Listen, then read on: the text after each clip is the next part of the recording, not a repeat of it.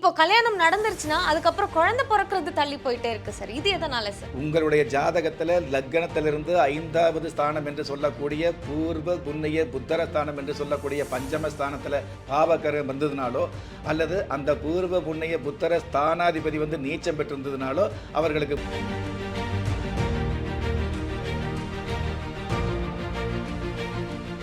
வணக்கம் நேயர்களே, இது உங்கள் ராஜயோகம் ஆன்மீக தகவல் நிகழ்ச்சி. நம்ம நிகழ்ச்சியில் தினம்தோறும் பார்த்தீங்கன்னா ஆன்மீகம் சார்ந்த நிறைய விஷயங்கள் பற்றி கேட்டு தெரிஞ்சுக்கிட்டு இருக்கோங்க. நிறைய பேருக்கு பார்த்தீங்கன்னா ஆன்மீகம் சார்ந்த எக்கச்சக்க கேள்விகள் இருக்கும், சந்தேகம் இருக்கும். ஆனால் இதை பற்றிலாம் யார்கிட்ட கேட்டு தெரிஞ்சுக்கிறது, யார்கிட்ட விளக்கமான பதில் கிடைக்கும் அப்படிங்கிற மாதிரியெல்லாம் மனசுக்குள்ளே நிறைய விஷயங்கள் இருக்கும்.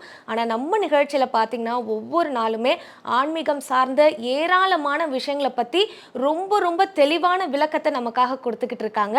அந்த வகையில் இன்றைக்கும் நிறைய விஷயங்கள் நம்ம கேட்டு தெரிஞ்சுக்க போகிறோம்.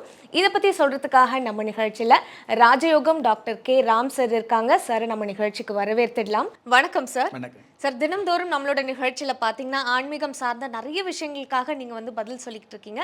அந்த வகையில் இன்றைக்கும் ரொம்ப ரொம்ப முக்கியமான ஒரு டாபிக் தான், இன்ட்ரெஸ்டிங்கான ஒரு சந்தேகம் தான் கேட்க போகிறேன். ஏன்னா அப்படின்னு பார்த்தீங்கன்னா நிறைய பேருக்கு கல்யாணம் ஏன் தள்ளி போகுது அப்படிங்கிறத போன நிகழ்ச்சியில் கேட்டிருந்தேன். இப்போ கல்யாணம் நடந்துருச்சுன்னா அதுக்கப்புறம் குழந்தை பிறக்கிறது தள்ளி போயிட்டே இருக்குது சார். இது எதனால சார்? பொதுவாகவே ஒரு மனுஷாளுக்கு கல்யாணம் ஆகாமல் இருந்துன்னு வைங்களேன், எப்போ கல்யாணம் நடக்கும் அப்படிங்கிற ஏக்கம், எதிர்பார்ப்பு, அதற்கு உண்டான சிந்தனை அதிகமாக வந்துட்டு இருக்கும். அதுவே கல்யாணம் ஆனதுக்கப்புறம் காலகாலத்தில் ஒரு கை குழந்தை இல்லையே அப்படிங்கிற கவலை இன்னும் நிறைய பேர் கண்டுகிட்டு இருக்கோம். நிறைய ஜாதகத்தில் ஜாதக ரீதியாக அவர்களுக்கு காலகாலத்தில் குழந்தை பாக்கியம் கிடைக்கக்கூடிய பாக்கியம் வந்துட்டு இருக்குது அப்படிங்கிறது உண்மை. இன்னும் நிறைய பேர் பார்த்தீங்க அப்படின்னா ஜாதக ரீதியாக குழந்தை பாக்கியம் இருந்தால் கூட இவங்க திருமணம் ஆனதுக்கப்புறம் தன்னுடைய வாழ்க்கையில் முன்னெச்சரிக்கையாக, அதாவது இன்னும் கொஞ்சம் வாழ்க்கையில் வசதி வாய்ப்பு வந்ததுக்கப்புறம் குழந்தை பெற்றுக்கலாம், இப்போதைக்கு குழந்தை வேண்டாம் அப்படிங்கிற தள்ளி போடக்கூடிய சூழலும் ஒரு சில குடும்பங்கள் இருந்துகிட்டு இருக்குது அப்படிங்கிறது உண்மை. இன்னும் ஒரு சில குடும்பங்களில் குழந்தை வேண்டாம் நீங்கள் தள்ளி போட்டால் கூட கூவா கூவான்னு உங்களுடைய குடும்பத்தில் குழந்தை சத்தம் கேட்கக்கூடிய பாக்கியம் கிடைச்சிருது அப்படிங்கிறது உண்மையான விஷயம் வந்துட்டு இருக்குது. இப்படியெல்லாம் இருக்கும் பொழுது இன்னும் ஒரு சில குடும்பங்களில் பார்த்தீங்க அப்படின்னா, அதுவும் தற்சமயம் ஏராளமான குடும்பங்களில் குழந்தை பாக்கியம் சொல்லக்கூடிய புத்திர பாக்கியம் கிடைக்காம தடை ஏற்படுது அப்படிங்கிறது உண்மை. அதாவது தன்னுடைய வீட்டில் வேலை செய்யக்கூடிய வேலைக்கார பெண்மணிக்கு 3 குழந்தை 4 குழந்தை இருந்துட்டு இருக்குது. என்னுடைய குடும்பத்தில் எனக்கு ஒரு குழந்தை கூட கிடைக்க மாட்டேங்குது. அது ஆணாக இருந்தாலும் பெண்ணாக இருந்தாலும் ஏதோ ஒரு குழந்தை காலகாலத்தில் பிறந்தா நல்லா இருந்துட்டு இருக்குமே, சொந்த பந்தங்களை தலை காட்ட முடியாமல் வந்துட்டு இருக்குது, நல்லது கெட்டது விசேஷத்துக்கு போக முடியாமல் வந்துட்டு இருக்குது. குழந்தை இல்லைங்கிற விஷயத்தை நாம் கவலையை நினைக்காம வந்தால் கூட இந்த சொந்த பந்தங்களில் பார்த்தீங்கன்னா இன்னும் குழந்தை இல்லையே அப்படின்னு கேட்கக்கூடிய, நம்மளை தேவையில்லாமல் கவலைப்படுத்தக்கூடிய ஒரு சூழல் இருந்துட்டு இருக்குது அப்படிங்கிறது உண்மையான விஷயம் வந்துட்டு இருக்குது. பொதுவாகவே குழந்தை இல்லை அப்படிங்கிற விஷயத்துக்கு குழந்தை பாக்கியம் தடை ஏற்படுது அப்படிங்கிற விஷயத்தில் மருத்துவ ரீதியாக எவ்வளவோ காரணங்கள் சொல்லிக்கிட்டு இருந்தாலும் ஜாதக ரீதியாக பார்த்தீங்கன்னா உங்களுடைய ஜாதகத்தில், அதாவது உங்களுடைய ஜாதகத்தில் லக்னத்திலிருந்து 5வது ஸ்தானம் என்று சொல்லக்கூடிய பூர்வ புண்ணிய புத்தர ஸ்தானம் என்று சொல்லக்கூடிய பஞ்சம ஸ்தானத்தில் பாவகரம் வந்ததுனாலோ அல்லது அந்த பூர்வ புண்ணிய புத்தர ஸ்தானாதிபதி நீச்சம் பெற்றிருந்ததுனாலோ அவர்களுக்கு புத்தர பாக்கியத்தில் தடை ஏற்படுங்கிறது உண்மையான விஷயம் ஒன்று. இதில் நிறைய பேர், அதாவது ஒரு பெண்ணுடைய ஜாதகத்தை பார்த்து புத்தர ஸ்தானத்தை பார்த்து அவர்களுக்கு புத்தர பாக்கியம் இல்லை அப்படின்னு சொல்ல முடியாது. அதாவது புத்தர பாக்கியம் சம்மந்தப்பட்ட உங்களுடைய வாழ்க்கையில், உங்களுடைய ஜாதகத்தில், உங்களுடைய வாழ்க்கையில் கிடைக்கக்கூடிய வசதி வாய்ப்புகளை ஜாதகத்தை கணிச்சு நம்ம தெரிஞ்சுக்க முடியும். அதே மாதிரி புத்தர பாக்கியத்தை 5ஆம் இடத்தை வச்சு தெரிஞ்சுக்க முடியும். ஆனால் இந்த புத்தர பாக்கியம் 5ஆம் இடத்து அதிபதி சம்மந்தப்பட்ட 5ஆம் இடத்தை பெண்ணுடைய ஜாதகத்தை பார்த்து அந்த 5ஆம் இடம் பாதிக்கப்படுறது அப்படின்னா புத்தர பாக்கியம் இல்லைன்னு சொல்ல முடியாதுங்கிற விஷயத்தையும் நம்ம தெரிஞ்சுக்கணும். பொதுவாக ஜாதகத்தை பார்த்துட்டு 5ஆம் இடத்தை பார்த்துட்டு புத்தர பாக்கியம் இல்லைன்னு சொல்ல முடியாது. புத்தர பாக்கியத்தை பொறுத்தளவுக்கு ஆண் ஜாதகம் தான் முழுமையாக பேசுது அப்படிங்கிறது அந்த காலத்திலிருந்து இந்த காலத்து வரைக்கும் சாஸ்திரம் நமக்கு சத்தியமாக சொல்லி வச்சிருக்குது. ஒரு பெண்ணுடைய ஜாதகத்தில் புத்தர பாக்கியம், அதாவது 5ஆம் இடம் என்று சொல்லக்கூடிய புத்தர ஸ்தானம் பாதிக்கப்பட்டது அப்படின்னா அந்த பெண்ணுக்கு புத்தர பாக்கியம் கிடைக்காதுன்னு முடிவுக்கு வர முடியாது. அதுவே ஒரு ஆண் ஜாதகத்தில் புத்தர பாக்கிய சம்பந்தப்பட்ட விஷயங்கள் 5ஆம் இடம் பாதிக்கப்படாமல் இருந்தது அப்படின்னா கண்டிப்பாக புத்தர பாக்கியம். பெண் ஜாதகத்தில் புத்தர பாக்கியம் இல்லாமல் இருந்தால் கூட ஆண் ஜாதகத்தில் புத்தர ஸ்தானம் வலிமையாக இருந்தது அப்படின்னா புத்தர பாக்கியம் கிடைக்கும். அதுவே பெண் ஜாதகத்தில் புத்தர பாக்கியம் கிடைக்கக்கூடிய அளவுக்கு புத்தர ஸ்தானம் வலிமையாக இருந்து ஆண் ஜாதகத்தில் புத்தர ஸ்தானம் பாதிக்கப்பட்டிருந்தா புத்தர பாக்கியத்தில் தடை ஏற்படுங்கிறது உண்மையான விஷயம்.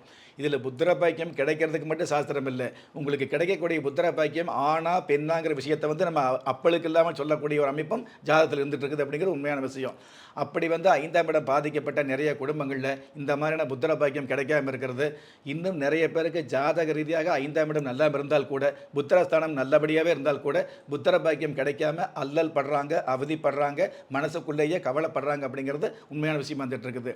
அந்த மாதிரி 5ஆம் இடம் பாதிக்கல அப்படிங்கிற வகையில் ஏதாவது ஒரு வகையில் புத்திர பாக்கியம் கிடைக்கல அப்படிங்கிற வகையில் மருத்துவ ரீதியாக நீங்கள் பார்க்கும் பொழுது அதற்கு வெவ்வேறு காரணங்கள் இருந்துட்டு இருந்தால் கூட, ஆன்மீக ரீதியாக இந்த புத்தரை பேர் சம்பந்தப்பட்ட விஷயங்களுக்கு ஒரு சில பரிகாரங்கள் உங்களுடைய ஜாதகத்தில் இருந்துகிட்டு இருக்கும், அல்லது வழிபாடுகள் அப்படிங்கிறது உங்களுடைய ஜாதகத்தில் இருந்துகிட்டு இருக்கும்.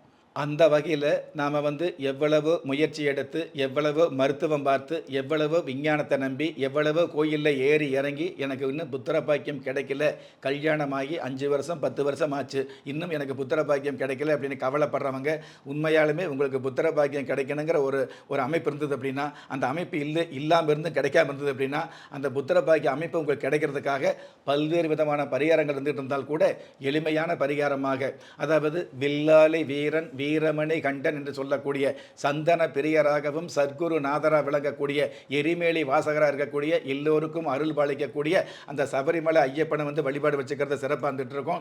சபரிமலை ஐயப்பனுடைய சன்னதிக்கு பெண்கள் போக முடியாத அமைப்பு இருக்கிறதுனால, பொதுவாகவே ஆண்களாகவே இருந்தால் கூட சபரிமலை கோயிலுக்கு சென்று வர முடியாத ஒரு சூழல் இருந்தது அப்படின்னு வைங்களேன்.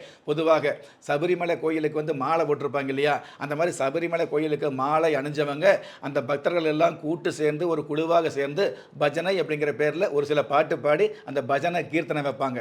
அந்த மாதிரி பஜனை வச்சதுக்கப்புறம், அந்த பஜனை முடிஞ்சதுக்கப்புறம் அன்னதானம் போடுவாங்க அந்த சாமிகளுக்கு. எச்சில் படாமல் சுத்தபத்தமாக செய்யக்கூடிய சமையல் சாதத்தை அந்த அந்த ஐயப்ப சாமிகளுக்கு, கன்னி சாமிகளுக்கு பஜனை முடிஞ்சதுக்கப்புறம் அன்னதான பிறகு அப்படிங்கிற மந்திரத்தை சொல்லி, அந்த கோஷத்தை சொல்லி அவங்களுக்கு அன்னதானம் போடுவாங்க இல்லையா. அந்த அன்னதானம் போட்டதுக்கப்புறம் அந்த ஐயப்ப சுவாமிகள் சாப்பிட்டு முடிஞ்சு எந்திரிச்சதுக்கப்புறம், அந்த ஐயப்ப சுவாமிகள் சாப்பிட்டு முடிச்சு அந்த இலை இருக்கும் இல்லையா, அந்த இலையை எடுக்கக்கூடிய ஒரு அமைப்பை நீங்கள் ஏற்படுத்திக்கிங்க. இந்த சாமிகள் இன்றைக்கி சாப்பிடக்கூடிய இந்த விருந்தில் இலையை நான் எடுக்கிறேன் அப்படின்னு முன்னாடியே சொல்லி வச்சுட்டு, அந்த அவங்க சாப்பிட்ட எச்சலையை நினைக்காதீங்க, அந்த இலையை நீங்கள் எடுத்து போடக்கூடிய சுத்தப்படுத்தக்கூடிய ஒரு சூழலை வச்சுக்கோங்க, அதை ஒரு வேண்டுதலை வச்சுக்கோங்க. கண்டிப்பாக அது எச்சலையாகவே இருந்தால் கூட ஐயப்ப சாமியுடைய முழுமையான அருளால் உங்களுடைய வயிற்றில் காலாகாலத்தில் கரு உருவாகக்கூடிய மிகப்பெரிய பாக்கியத்தை அந்த கன்னிச்சாமியாக இருக்கக்கூடிய ஐயப்ப சாமி நிச்சயமாக கொடுக்குறார் அப்படிங்கிறது நிதர்சனமான உண்மையாக இருந்துட்டு இருக்குது. ஆக உங்களுக்கு புத்தர பேர் இல்லாத சூழலில் எல்லாம் வல்ல இறைவன் அந்த ஐயப்பனை அதாவது உங்களுடைய வாழ்க்கையில் ஏதாவது ஒரு வகையில் உதவி அப்படிங்கிறது, ஜாதக ரீதியாக கிரகங்கள் பாதிக்கப்பட்டிருந்தால் கூட அதற்கு மேலே உங்களுக்கு அனுகிரகம் கொடுக்கக்கூடிய அந்த ஐயப்ப சுவாமி சம்மந்தப்பட்ட விஷயத்தில் இந்த எச்ச இலையை அவங்க சாப்பிட்டு முடிச்சதுக்கப்புறம் அந்த அன்னதான இலையை எடுத்து போடக்கூடிய ஒரு சூழலை எடுத்துக்கிட்டீங்க அப்படின்னா, கண்டிப்பாக உங்களுக்கு புத்தர பாக்கியம் கிடைக்கக்கூடிய பிராப்தத்தை அந்த ஐயப்ப சாமி அருள் பாலிப்பார் அப்படிங்கிறத நம்ப முடியும். இப்போல்லாம் குழந்தை அப்படிங்கிறது ஒரு வியாபாரம் ஆயிடுச்சு அப்படின்னு தான் சார் சொல்லணும். ஒவ்வொரு தெருவுக்கு தெரு ஃபர்டிலிட்டி சென்டர்ஸ் தான் இப்போல்லாம் ஜாஸ்தியாக இருக்குது. பட் இப்போ அதெல்லாம் தாண்டி ஆன்மீக ரீதியாக இதுக்கு என்ன வழி அப்படிங்கிறத இன்றைக்கு நிகழ்ச்சி மூலமாக சொன்னீங்க. ரொம்ப ரொம்ப நன்றி சார். அதாவது விஞ்ஞான ரீதியாக அப்படிங்கிறத விட ஆன்மீக ரீதியாக ஐயப்ப சாமியுடைய அன்னதான இலை எடுத்து போடுறது அப்படிங்கிறது பார்த்தீங்க அப்படின்னா, அதாவது ஆன்மீக ரீதியாக மட்டுமில்லை, விஞ்ஞான ரீதியாக நீங்கள் மருத்துவம் பார்த்தால் கூட அந்த மருத்துவமாவது உங்களுக்கு மகத்துவம் கொடுக்கணும் இல்லையா, அதுக்கு விஞ்ஞானம் வேணும். விஞ்ஞானத்தில் விழுந்து நீங்கள் மருந்து மாத்திரை சாப்பிட்டால் கூட அந்த விஞ்ஞானம் உங்களுக்கு பலிதமாகிறதுக்கு, அந்த விஞ்ஞானம் உங்களுக்கு பலன் தருவதற்கு விஞ்ஞானத்துடைய உதவி தேவைப்படுது. அந்த விஞ்ஞானத்தின் வழியாகத்தான் ஆன்மீக சம்பந்தப்பட்ட வகையில் ஐயப்ப சாமியை வழிபாடு வச்சுக்க சொல்லியிருக்கிறோம். ரொம்ப சரியாக சொன்னீங்க சார். என்னதான் ட்ரீட்மெண்ட் எடுத்தாலும் நம்மளுக்கு சாமியினுடைய அருளும் தேவை அப்படிங்கிறது ரொம்ப ரொம்ப உண்மையான விஷயம். ரொம்ப ரொம்ப நன்றி சார். நன்றி. நம்ம நிகழ்ச்சியை பார்த்துட்டு இருக்க உங்களில் நிறைய பேருக்கு உங்களுடைய சொந்த ஜாதகத்தை பற்றி கேட்டு தெரிஞ்சுக்கணும் அப்படின்னு சொல்லிட்டு நிறையவே ஆசை இருக்குங்க. அந்த மாதிரி விருப்பம் இருக்கிறவங்க நம்ம ஸ்க்ரீனில் ஸ்க்ராலிங் ஆகிட்டு இருக்க 2 நம்பருக்கும் நீங்கள் கால் பண்ணி அப்பாயின்மெண்ட் வாங்கிக்கலாம். சார்கிட்ட பேசணும்னாலும் இந்த நம்பருக்கு கால் பண்ணி நீங்கள் அப்பாயின்மெண்ட் வாங்கிக்கலாம். மற்றபடி ஆன்மீகம் சார்ந்த பொதுவான கேள்விகள் ஏதாவது உங்களுக்கு இருந்தது அப்படின்னு பார்த்தீங்கன்னா, நம்ம ராஜயோகம் யூடியூப் சேனலில் உங்களுடைய எல்லா விதமான சந்தேகங்களுக்கும் பதில் இருக்குங்க. ஸோ நீங்கள் நம்ம ராஜயோகம் யூடியூப் சேனலில் போய் எந்த விதமான டவுட் இருந்தாலும் நீங்கள் போய் அதில் பார்த்து தெரிஞ்சுக்கலாம். நம்ம ராஜயோகம் சேனலை லைக் பண்ணி, ஷேர் பண்ணி, சப்ஸ்கிரைப் பண்ணி வச்சுக்கோங்க. மீண்டும் அடுத்த நிகழ்ச்சியில் சந்திக்கலாம். அதுவரை நன்றி, வணக்கம்.